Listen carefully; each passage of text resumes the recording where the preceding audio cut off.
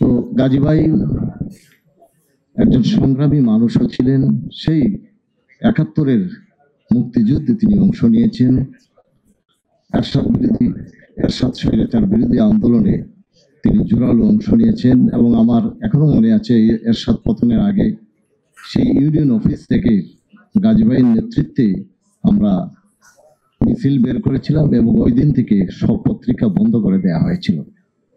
শুধু তাই নয়, এই যে শেখ হাসিনার বিরুদ্ধে যে 15 বছরের যে গণতন্ত্র পুনরুদ্ধারের আন্দোলন ছিল, সেই আন্দোলনে গাজী ভাই ছিলেন একজন মুখ্য চরিত্র। বিশেষ করে আমাদের গণমাধ্যম বিষয়ে তিনি ছিলেন অত্যন্ত সোচ্চার। আমি দৈনিক আমার দেশে কাজ করি এবং দৈনিক আমার দেশ যখন বন্ধ করে দেয়া হয়, এরপর আমরা সিরিজ বৈঠক করেছি, সমাবেশ করেছি এবং প্রতিটি সমাবেশে গাজী ভাই উপস্থিত থেকেছেন। আমাদের সম্পাদক মাহমুদুর রহমানের মুক্তির দাবিতে তিনি সোচ্চার ছিলেন এবং বড় বড় যতগুলো আন্দোলন হয়েছে সবগুলো আন্দোলনে তিনি জড়িত ছিলেন। শেষ যে জুলাই আন্দোলন, সেই জুলাই আন্দোলনে তিনি শেষ পর্যন্ত না থাকলেও তিনি পুরোটা সময় ছিলেন যতদিন জীবিত ছিলেন। তো এই ধরনের একজন মহান নেতাকে আমরা হারিয়েছি। এই নেতাকে সেই ফ্যাসিস্ট শেখ হাসিনা তার উপর যে জুলুম আমরা সবাই জানি, যে 17 মাস তিনি কারাগারে ছিলেন। তিনি একজন সাংবাদিক নেতা ছিলেন।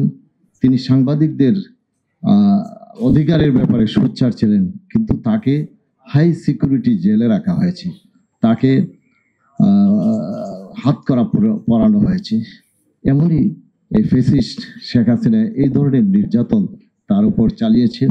আপনারা জানেন যে তিনি কিডনি রোগী ছিলেন এবং তার কিডনি সহ অন্যান্য রোগের চিকিৎসাটা পর্যন্ত তিনি করতে পারেন নাই। হ্যাঁ, তো এই জুলুমের একদিন বিচার হওয়া উচিত। এখানে যে প্রস্তাব এসেছে, আমি মনে করি যে তিনি 21শে পদক পাওয়ার একজন যোগ্য নেতা। আমি এই সমাবেশ থেকে আমি আহ্বান জানাই এই সরকারের প্রতি যে আপনারা বিপ্লবী সরকার, জুলাই এর আন্দোলনের ফসল হিসেবে আপনারা এসেছেন।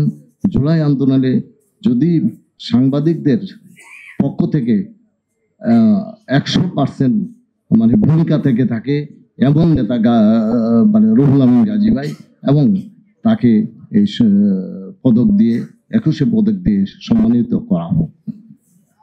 গাজী ভাই আমাকে অত্যন্ত ভালোবাসতেন। আসলে শুধু আমিই নয়, আমাদের এই সাংবাদিক সমাজে যারাই বিপদ আপদে পড়েছেন উনি কিন্তু ঝাঁপিয়ে পড়তেন। এবং আমিও আমার 111 এবং এই শেখ হাসিনার এই সময়টা যতবার আমি খুব কঠিন বিপদে পড়ে গেছি, কত আর্থিক সংকটেও পড়ে গেছি, তার সঙ্গে আমি পরামর্শ করেছি এবং তিনি সেগুলো আমাকে সহযোগিতা করেছেন।